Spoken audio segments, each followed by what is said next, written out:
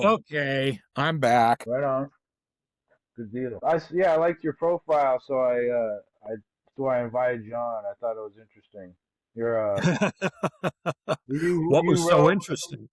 a Rocky Horror Picture Show writer is that what you do? Like how does that No, work? no. I'm just still early in career horror writer. Oh, Do okay. do lots of weird stuff. Ranging from quiet to screaming loud extreme. Nice. Yeah, I've actually started watching a lot of more horror past couple years. There's been a lot of new stuff that's exciting, and then I catch word of the older movies from the 90s, 80s, 70s, 60s, so I date all the way back to the 30s and 40s on movies. So yeah, there's a lot of great older like I just got the Smiling Man, or the Man That Always Smiles, that I guess the Joker was based off of. So just little stuff like that. yeah, it's all good. It's all nightmare fodder. Right, right. Well, how long? So you said you just started doing this. So how long you been writing and your whole thing? Well, it's probably been around 5 years. My profile tells me, I am a retired academic. I taught for 40 years at the college level. Always was interested in horror as part of that, but never really got much in the way of opportunity to, include that stuff in classes. But in the latter stages of my career, I got enmeshed in a turf war with somebody over a Hmm. course that she designed. And even though it was part of um, a buffet of classes that we had that all students had to choose from, there was resentment over the fact that I asked to teach it, even though I was qualified to teach it. So I was offered the chance to do a different course that was essentially a intro to creative writing course for non-creative writing majors. So anyone who had any interest in writing creatively was allowed to take it. And I was given carte blanche to design the class. So I designed a class in horror writing. Figure I'd put all this knowledge of the horror genre to use. And that was basically the start of it. I developed a series of assignments that culminated with a short story that the students finished. And the idea was that through the course of the class, we would find places that they could possibly publish it. And so I did it right along with them. And that was where my first self published work came from. And then I just decided, well, hell, I like doing this. So I'm really going to start doing it, set reachable writing goals for myself. I started with 1,000 words a day, tried not to take any breaks in doing that. Um, right now I'm back I increased that to 2,000 words a day. Had Nice. some bumps in the road in December. But now I'm back on the 2,000 minimum words a day. So, and it's been pretty good for me. I'm not going to say profitable, but there's been a lot of artistic Yeah. ego stroking that's going on. Um I don't even know my numbers at this point. I'm sorry, I should. But the thing that you mentioned, that you wanted me to read from, the Wicked Shadows, the forthcoming Wicked Shadows collection. I've got a pretty good thing going with Wicked Shadow. I publish fairly regularly in their collections, and then I'm also connected with Twisted Dreams Press, Quest Omnimedia. Sinister Society has published one of my, how do we want to say this? Uh, Not safe for work, not safe for family, not safe for most publications. Yeah. Um, so I'm out there. I have a following that's fairly loyal. So Nice. I'm happy with what I'm doing. I'm not in it for the money. Yeah, All yeah. I was right. just saying, if you're getting into writing, that's not like for like you're trying to break in and make a lot of money. It's the love of the art. So Yeah, you don't go into writing to make money. You go into writing for the love of the written word yeah, and maybe getting your ego stroked by seeing your name in print. right. All right. Um you want to do this for money. I firmly believe it saps all the joy out of it because that puts pressure on you. Um that can lead to writer's block, that can lead Mm. to writer stasis. What I mean by that is you're never fully satisfied with what you have done. So, Oh, yeah. and so you come up with Never ends. excuses to not you come up with excuses to not circulate it, Yeah. and you fear the rejection, which is going to be there anyway. What I used to tell my students was trying to get published is like dating, Mm. okay? And we've all been through this monkey brain situation where you're like, I really like so and so, but she's going to say no if I ask her out with me, or Right. he's going to say Right. no if I ask her to go out. Right. And well, okay, what I tell him is, okay, yeah, it's a scary situation and rejection isn't any fun. Okay. But a really scary thing is, what if they say yes? Right. Then you've got to figure out how to plan the date. You've got to make sure that you make the good impression. You've got to do all that stuff. But you Yeah. got what you wanted. Hmm. Conversely, if they say no, you're expecting it. Right. So, you lose nothing by submitting something, Right. especially if you expect the no. I kind of I kind of developed that philosophy when I was younger. 'Cause I used to play music, and it's like you don't get excited until you see the good, so to speak. You just kind of, unless something changes, I'm not going to get excited. Just so you can accept things for what they are. hmm I mean, it's like be realistic about it. Right. Okay. I throw a lot of darts at the wall when I'm trying to get published. Like I said, I'm all over the place. I mean, I don't work in any one genre. I mean, okay, to horror, or dark Mm-hmm. fiction is the overarching genre.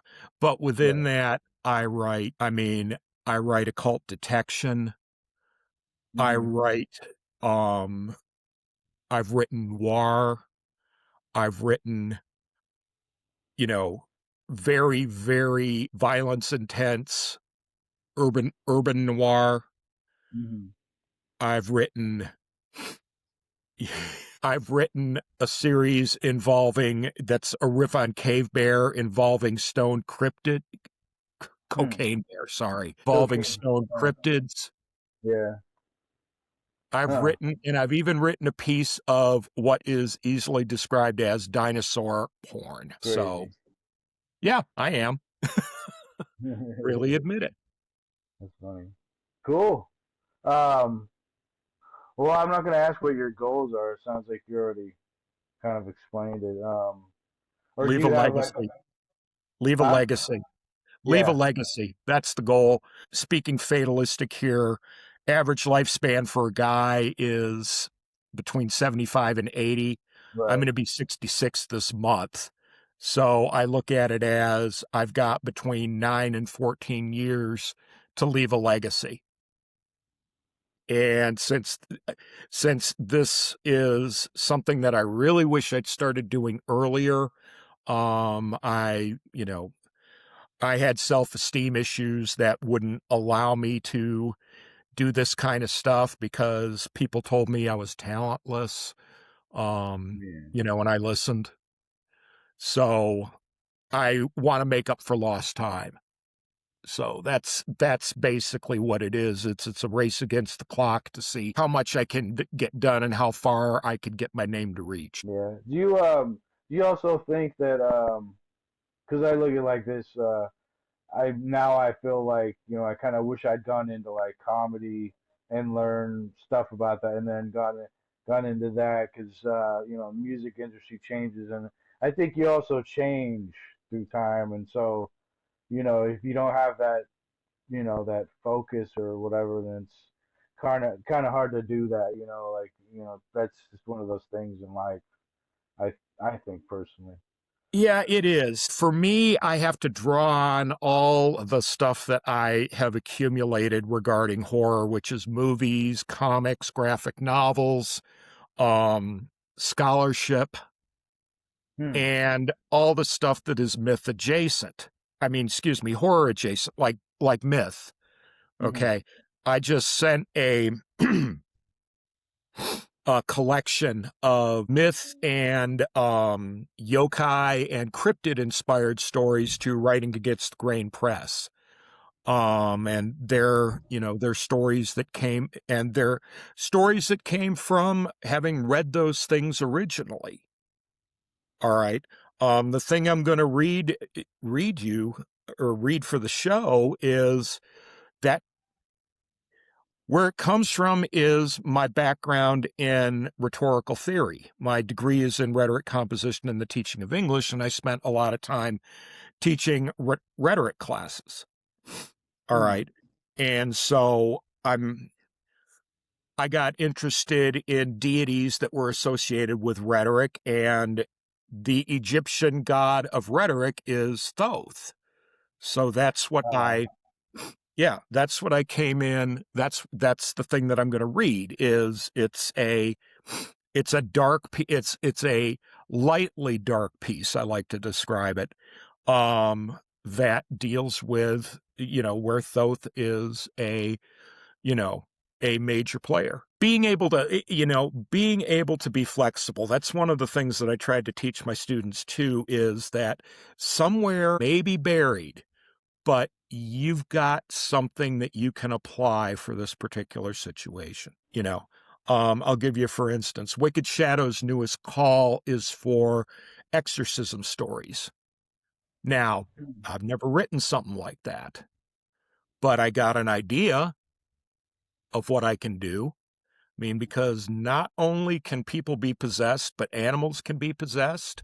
Dracula's dog, for instance, or the Hound of Hell. So can books. So can songs. nice. Yeah. I got stuff all whirling around up there. So it's like, what if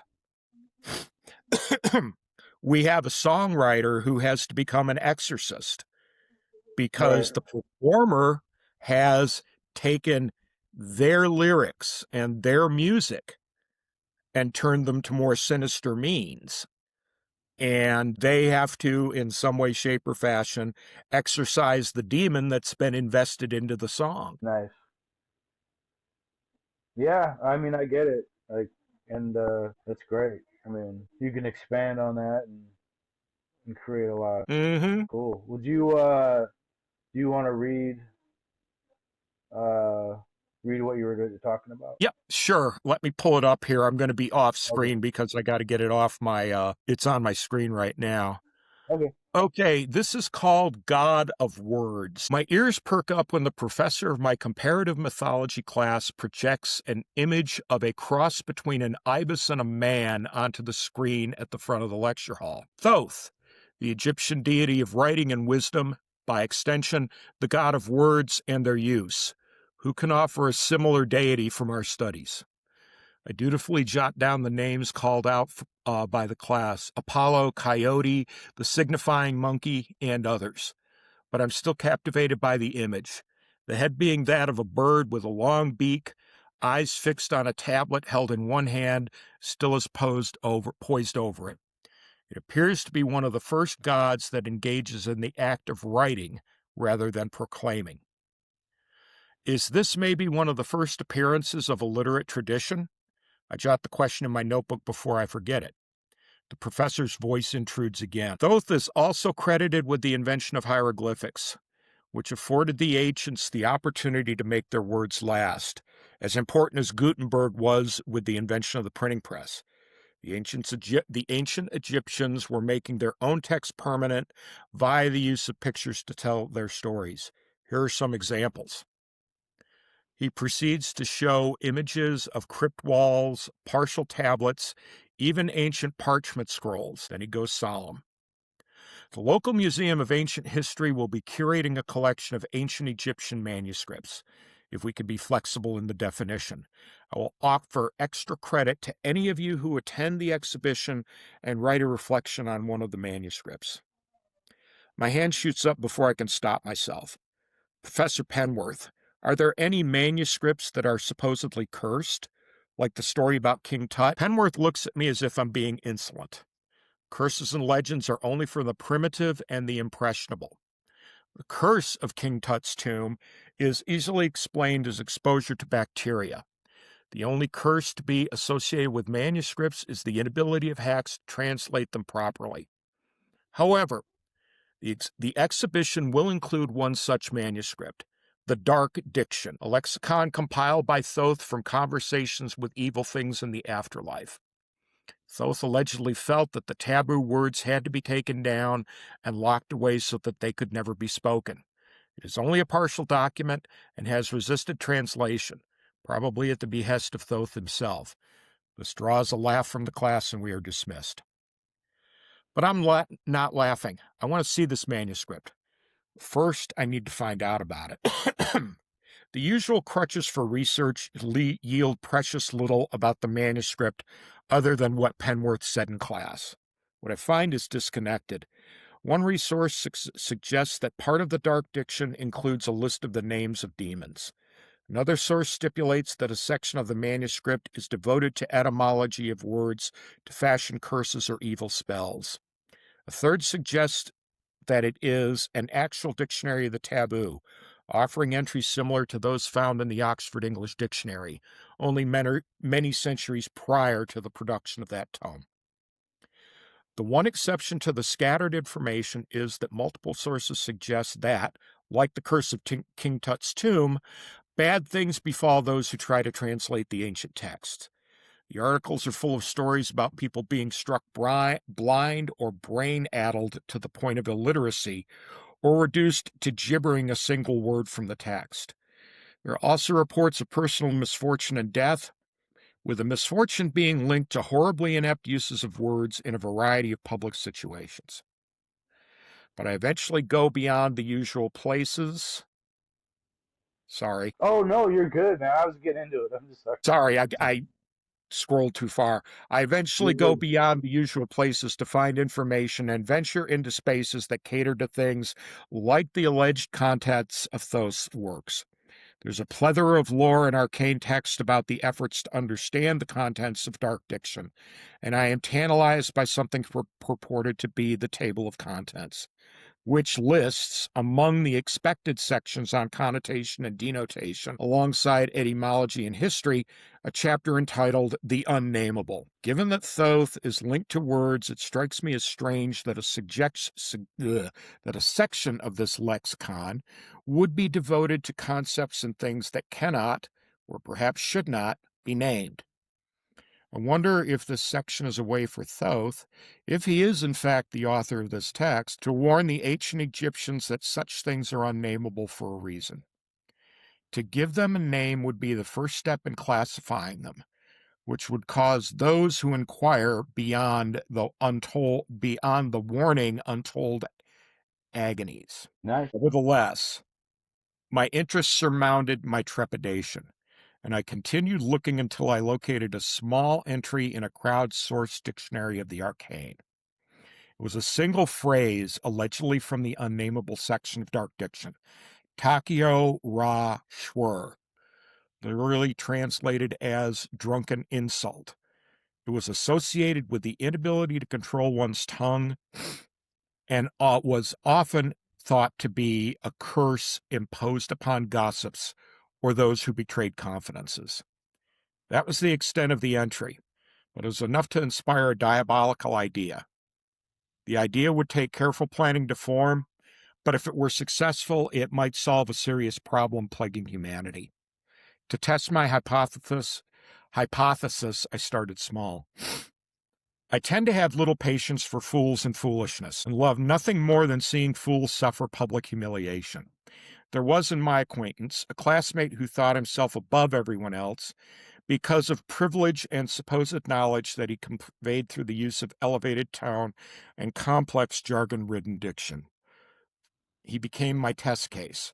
According to what I found, all that was needed to curse the individual was to have them attempt to speak the words in the phrase. The way that I would accomplish this would be to print a t-shirt with the phrase and then goad my classmate into saying the phrase. "What do you think of my shirt?" I asked as he haughtily eyed me when I walked by him. "What does it say?" he asked in a bored tone. "It's right under the hieroglyphics and phonics. Just sound it out." He did, and the effect was instantaneous. He blurted something very homophobic and sexist at a group of women sitting at a table near us. He looked shocked and then turned his vitriol toward a group of football players. I slunk away from the table when his girlfriend tried to get him to stop, and he unleashed a catalog of her poor hygiene habits, focusing on her fetish for rank odors. It was one success, but I needed more. The opportunity fell into my lap. Our campus was regularly visited by pastors who occupied the speaker's area and harangued us with insults thinly disguised as sermons, warning of our awaiting eternal damnation for what we wore or what we did. One of the things the most aggressive of these false prophets did was take written questions from the audience and attempt to reconcile his church's beliefs with the questions. I simply wrote out the phrase in hieroglyphics and phonics on a card. He looked at the card strangely and then stumbled over the words. It's quite comical to see him stiffen and then fall to his knees, beseeching God to deliver him from from the lustful thoughts and actions that he perpetuated himself daily as the thoughts dictated. He literally bared his soul and confessed all the sins that the elders in his church committed as the campus police dragged him away. I later read reports that this pastor was able to stop speaking and attempted to continue after his vocal cords ruptured. Satisfied with the effects, I plotted the final stroke. I penned a personal letter appealing to the power of lust of the recipient, and suggested to him that a single phrase could grant him so silver a tongue that no one could resist or question anything that he said. But in order for that magic to work, he'd need to say the words in as public a form as possible. All I needed to do was wait. You may recall the recent State of the Union address, the one where the president with the bad hair and spray tan uttered a strange phrase and then devolved into gibberish and baby talk about bodily functions and waste. Complete with infantile giggles about potty words, his handlers managed to pull him off the stage when he started talking about his daughters needing diapers and his wife's interest in playing with her own bodily waste. The public didn't know what to make of it. I simply felt that it was refreshing for us to hear the truth. There's so little of that to be found in public discourse. Thank you. That's pretty good. Wicked Shadow thought so. Very cool. Um, no, I appreciate that. Yeah, it's always interesting listening to somebody read. And it gets really relaxing. So, um, wow, that's really nice. Well, cool. I guess we could end it here. That was it was a really nice read. I appreciate that. Thank you, and thank you for the opportunity. Hey, thank you. And what I've been doing is I'll have people back on. I think you're really interesting, and I'd like to talk to you again if that's okay. For sure. Usually pretty much available. My comings and goings are pretty much set on social media. If you would do me a favor, just let me know when you post this. Oh, immediately, yeah, Oh, okay. All yeah. right. All right, Thank you very much. J.Rocky, you take care. Thanks for coming on Conversation, man. Always. All right. My pleasure. Thank you. All right.